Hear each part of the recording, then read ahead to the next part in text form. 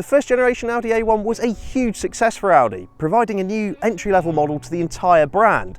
All of a sudden, people who perhaps weren't considering an Audi had the option of 4 rings on the nose of the car in their driveway. This is the all-new second generation A1, and it's got some big shoes to fill, or I suppose in this case, some little ones.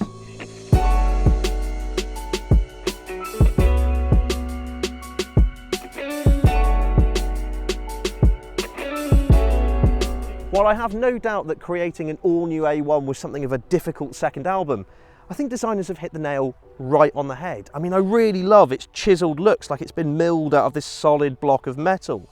The really defined creases, that distinctive Audi grille that spreads right across the front. There's also a neat little nod to the original Quattro in these slits under the bonnet. Its clean and squared off shape definitely gives it some individuality in a class that's overcrowded.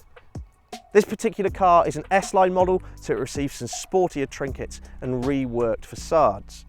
It's a good looking car, and I think it's a little bit more distinctive than some of the other Audis in the range, which could be accused of being scaled up versions of one another. The A1 has its own character.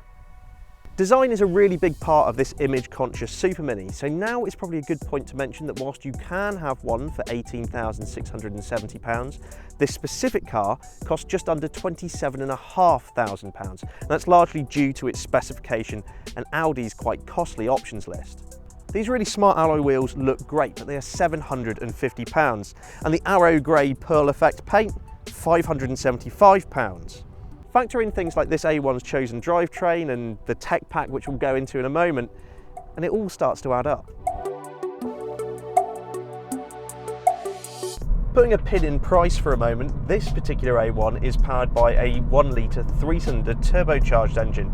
I have to say, it's quite a peppy little thing. It's got 114 brake horsepower and 148 pounds-feet of torque, and once you get past the initial whiff of turbo lag, it pulls quite nicely.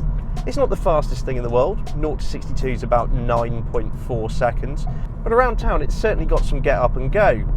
This power unit has been specified with a 7-speed automatic gearbox. It's Audi's S-tronic unit, and I have to say, it's really silky smooth. Shifts are almost imperceptible, and it doesn't really get thrown off course by the peaks and troughs of traffic.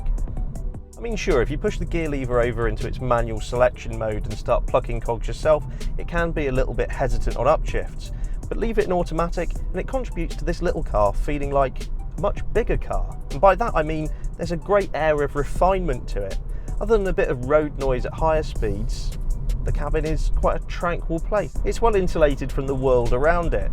However, I will say the ride on this particular car is quite firm, and I don't think it's the suspension. I mean, S-line cars get sportier suspension, which makes it more resistant to lean through the corners, but I think it's the optional 18-inch alloys on this model. They have a bit of a habit of thumping and bumping through road imperfections, and I think the standard 17-inch alloy wheels wearing a bit more rubber might serve it better. Typically speaking, interiors are a real strong point for Audi, and I have to say the design of this is something that I really like. I mean, whoever said that dashboards had to be flat and boring? I really love the angular architecture in here and the cascading layers to it. There's also lots of really interesting textures moulded into the dashboards that just makes it a lot more interesting to look at than many of its rivals. Something else I quite like about this interior is the good all-round visibility, which can be something of a rarity in today's style over sustenance world. Now, as standard, the A1 comes pretty well equipped with things like a really solid touchscreen infotainment system, but this particular car has been upgraded with the 10.1-inch MMI system, and it's really good. It's really ergonomic, there's plenty of functionality, it's got Apple CarPlay, Android Auto, and graphically it's really rich as well. It's also a really nice touch that the screen's angled towards the driver.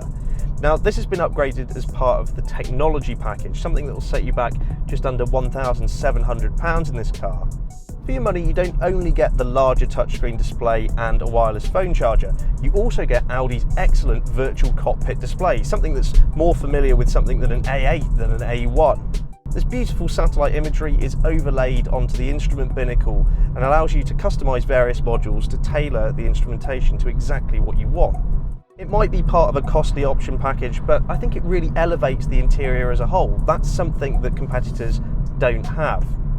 Something less impressive though is the vast quantity of really hard, clunky plastics in here. I mean, and whilst that's acceptable on something like a Volkswagen Polo, an Audi, I would expect slightly better material quality. It's a similar story with these faux chrome dials that are actually made of plastic. The cabin as a whole is more spacious than rivals such as a Mini, with more head and legroom available. It's the same story with the 335 litre boot. Though I will say if you're taller than about 5'10", it's more for occasional journeys in the back.